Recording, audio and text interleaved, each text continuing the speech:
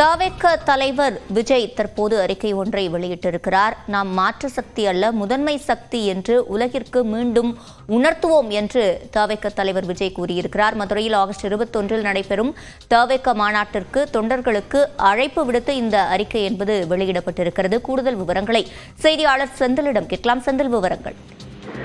சிவரஞ்சனி, தமிழக வெற்றி கழகத்தின் தலைவரான விஜய் இந்த அறிக்கையில் 3 விஷயங்களை சுட்டிக்காட்டுகிறார் என்று நாம் எடுத்துக்கொள்ளலாம். அதாவது இந்த மாநாடு மையப்படுத்தி 3 விஷயங்களை அவர் கூறியிருக்கிறார்.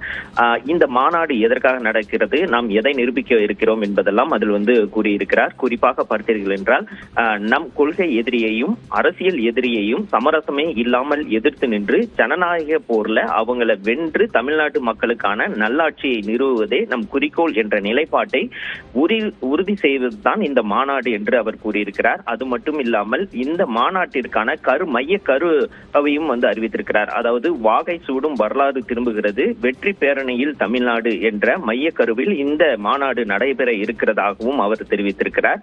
அது மட்டும் இல்லாமல் மிக முக்கியமாக மாற்று சக்தி நாம் என்று, முதன்மை சக்தி நாம் என்று இந்த உலகத்திற்கு மீண்டும் உணர்த்துவோம் என்றும் அவர் கூறியிருக்கிறார். இந்த 3 விஷயங்களில் தான் தற்போது இந்த அறிக்கையின் மூலமாக அவர் தன்னுடைய தொண்டர்களுக்கு தெரிவித்திருக்கிறார். சிவரஞ்சனி,